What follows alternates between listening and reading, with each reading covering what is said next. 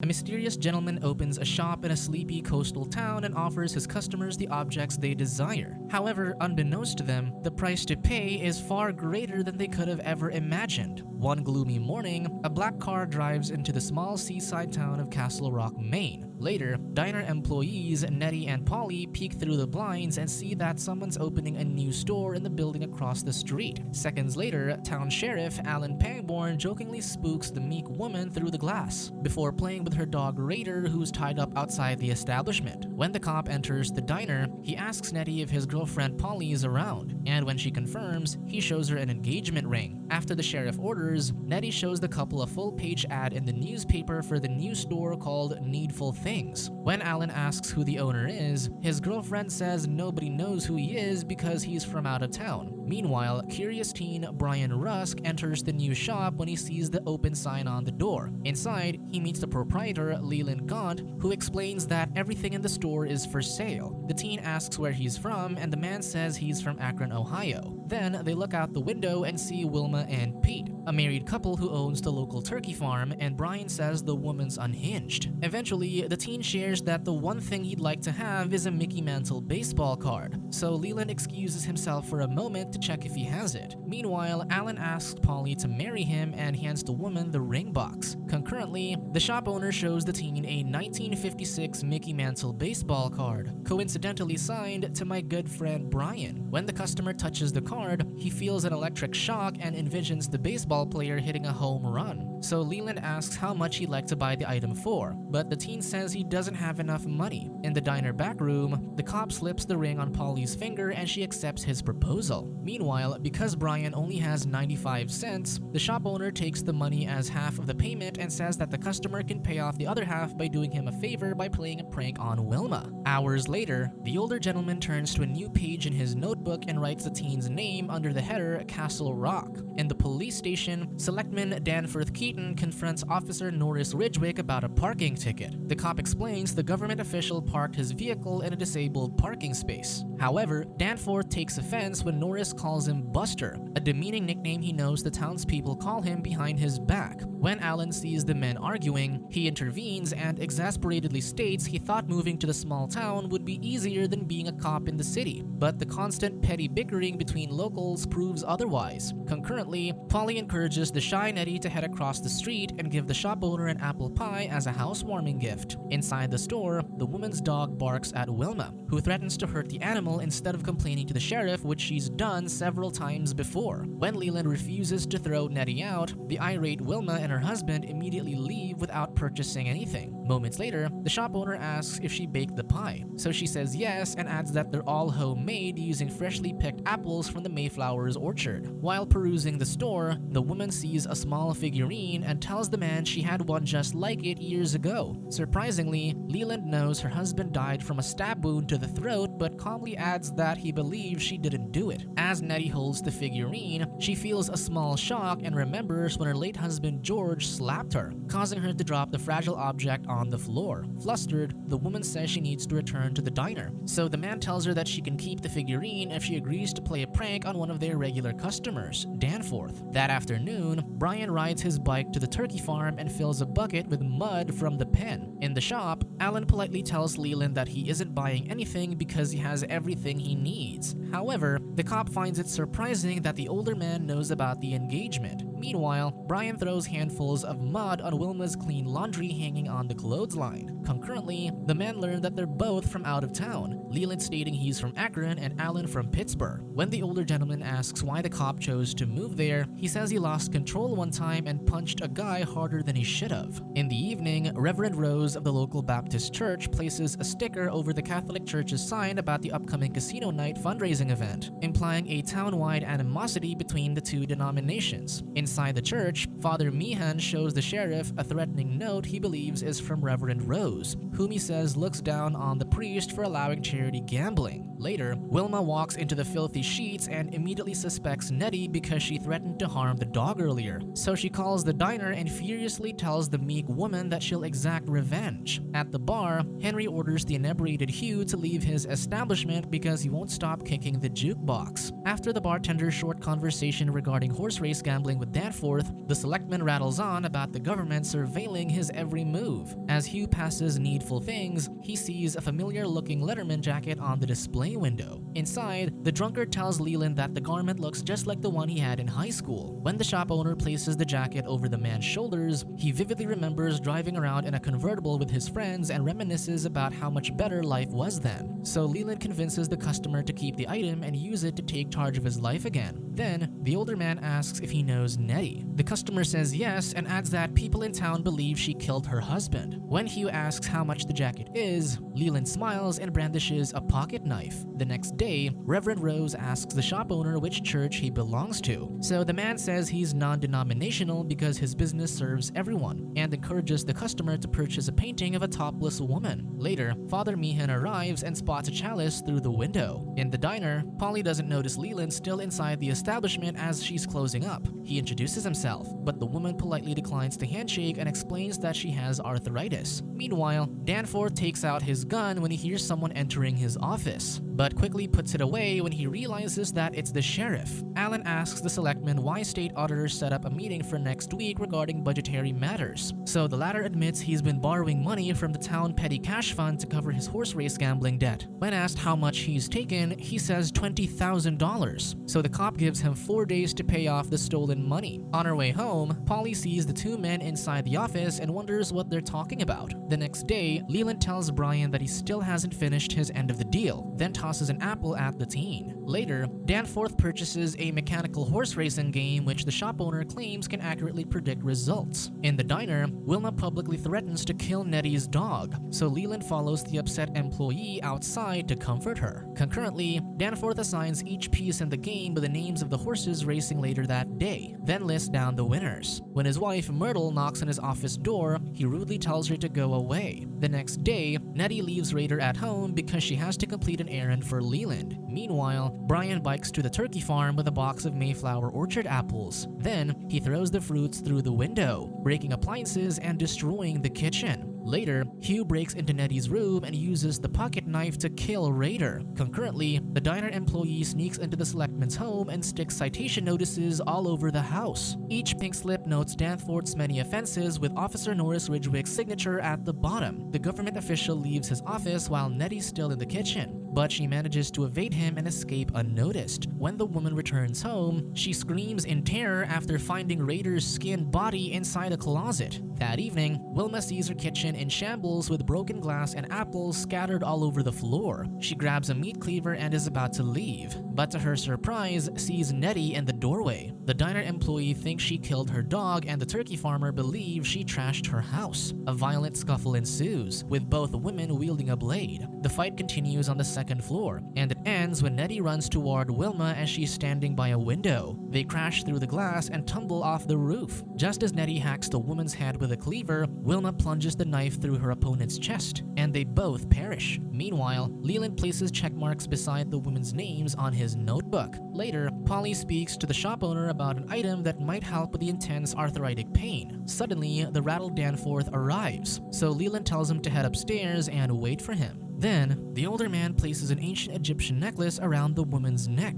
and as it touches her skin, she feels immediate pain relief and envisions making love to the shop owner. Moments later, Danworth tells Leland what happened and that he thinks he should kill Norris. However, the older man says it's a bad idea, and adds that he'll keep the selectman's gun to save him from himself and that his time for redemption is imminent. At the crime scene, the sheriff asks Brian if he knows anything about what happened. Even though he feels guilty about his involvement, the teen denies any knowledge. The next day, Norris shows his colleagues the pocket knife they found outside Nettie's home. However, the sheriff believes someone else killed Raider and threw the apples. Later, the deputy sees a gift bag on his table, but when he sticks his hand inside, his fingers get caught in a mousetrap. Then, he finds a note about the disabled parking space, causing him to believe that Danforth sent the gift. Meanwhile, Alan finds the distraught Brian by the lighthouse threatening to shoot himself in the head. The teen says he deserves deserves to go to hell because he's too far gone with his involvement with Leland, whom he calls a monster. He tells the sheriff to never go into the store, and as he's about to pull the trigger, the cop manages to save him. That night, Father Meehan punctures the tires on Hugh's truck. Inside the bar, Henry tosses the drunkard out after he kicks the jukebox again. Outside, Hugh sees the punctured tires and assumes the bartender did it. Concurrently, Alan heads to the diner to talk to Polly about what happened. He says Brian survived and is in the hospital, but he still seems rattled about the grisly incidents happening in town. In the shop, Leland gives Hugh a shotgun and encourages him to take matters into his own hands regarding the feud with Henry. In Polly's apartment, Alan sees the necklace around the woman's neck and says it's a disease disguised as a cure, but she refuses. Then, he answers a call from the deputy and learns that Leland never ran a store in Akron. He warns his fiancée that the shop owner's a con man and insists he had something to do with everything that's happened in the last 48 hours. Later, the sheriff heads to the store, and when no one answers the door, he kicks it down. Meanwhile, Polly picks on the pendant with a nail file, but it shocks her. When the object falls to the floor, the woman's arthritis quickly flares up and she groans in pain. She tries to pick the necklace up to no avail. Suddenly, Leland appears, but when she asks what's inside the pendant, he says he can't tell her. After the man places the chain around her neck, he says it'll cost her $20 and a small favor. He claims that her fiancé and the selectmen have been embezzling from the town treasury and tells her to check the man's boat for proof. Then they share a kiss, and he states how it's been a pleasure doing business with her. Concurrently, in the store basement, Alan finds stacks of old newspapers with articles on major events, including Nettie and Wilma's deaths. As the cop leaves with the newspapers, he's unaware of the boxes of explosives on the shelves. Later, Polly heads to her fiancé's boat and finds cash inside multiple envelopes confirming everything Leland told her. In the police station, the sheriff shows Norris the newspapers and says he believes the shop owner was present during every catastrophic world event. Seconds later, he answers a call from Polly, and when he hears her accusing him of embezzling town treasury money, he tries to explain that Leland planted the story in her head. Suddenly, the cops hear someone crashing into Norris's car outside, and they catch Danforth doing so. The selectman and the deputy engage in a fistfight until the sheriff manages to subdue the government official and handcuffs him to his car. Before he drives to his boat, Alan tells Norris to lock Danforth in a cell. However, the selectman incapacitates the deputy with a kick to the groin before slamming his head on the car. In the boat, the sheriff sees the engagement ring on top of the money and envelopes, implying that Polly's broken up with him. Later, Danforth honks his horn from the garage to call Myrtle for help. He orders the woman to grab a hammer and screwdriver so he can remove the handcuffs. When she walks away, he thinks she's trying to escape so she can call the police, but she swears she's only reaching for the tools. After the selectman breaks free from the cuffs, he menacingly walks towards Myrtle and accuses her of having an affair with Norris. She vehemently denies his accusations, so Danforth takes her life with a hammer. In the bathroom, the government official washes his bloody hands in the sink. In his unhinged state, the man breaks the mirror upon seeing his reflection. Then, as he answers Leland's call, he cries as he confesses to killing his wife and admits he no longer knows if what he's doing is right. So the shop owner tells the distraught man to come see him because he has a surprise. Later, Hugh enters the bar with a shotgun, but Henry fires at the same moment and they both perish. Meanwhile, Danforth buries explosives in the ground beside the Catholic church. When Leland overhears him praying to God, the older man admonishes him for doing so while under his employ. The selectman asks why the shop owner simply won't split the earth in two so it swallows the town whole, since he thinks everyone deserves to die. So Leland explains that he isn't a miracle worker, but adds that the government official will get his wish of dying soon enough. The cops investigate the incident at the bar, and Norris apologizes for allowing Danforth to escape. Later, the sheriff speaks to Father Meehan at the church and relays his suspicion that Leland is the devil incarnate. However, the priest doesn't believe him and calls the shop owner a decent man. Alan realizes Leland already has Father Meehan and he turns to leave. Suddenly, a large explosion goes off by the chancel, implying that Danforth's buried explosives detonated. Fortunately, the two men escape the bedlam with minor injuries, but it only further convinces the priest that Reverend Rose is behind it.